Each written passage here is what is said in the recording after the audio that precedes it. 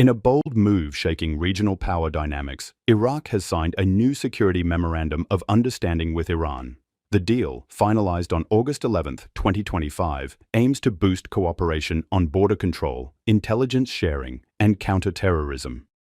It comes at a time when Iraq is trying to assert its independence in a region long shaped by foreign influence. But Washington wasn't pleased. The U.S. State Department issued a sharp response, stating, "We support genuine Iraqi sovereignty, not legislation that would turn Iraq into a client state of Iran." The comment triggered immediate backlash in Baghdad. Iraq's ambassador to Washington quickly replied, saying, "Iraq is a sovereign state, not subordinate to any country's policy. The agreement with Iran is part of our efforts to secure borders and maintain national security."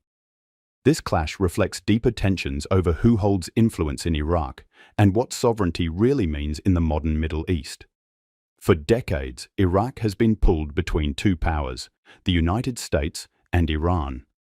Since the 2003 U.S. invasion, America has invested billions in Iraq's military and political institutions. But Iran, Iraq's neighbor and a majority Shiite country, has built deep relationships with political parties, militias, and border communities. For Iraqi leaders, managing both relationships has been a delicate balancing act.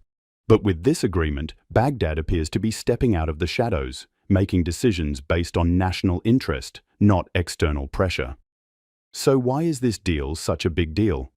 From Iraq's perspective, it's simple. They share a long, often unstable border with Iran. Drug trafficking, armed groups, and smuggling operations plague the region.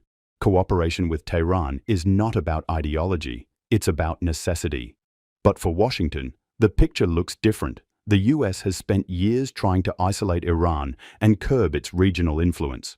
A formal agreement between Iraq and Iran could weaken those efforts and signal that American influence in Baghdad is fading. There's also concern that this deal could open the door for greater Iranian military activity inside Iraq. U.S. officials fear it might legitimize militias aligned with Tehran or destabilize the fragile balance within Iraq's own security forces. Still, the core question remains, who gets to decide Iraq's future? This agreement is more than a policy move. It's a statement. Iraq is signaling that it won't be dictated to by any outside power.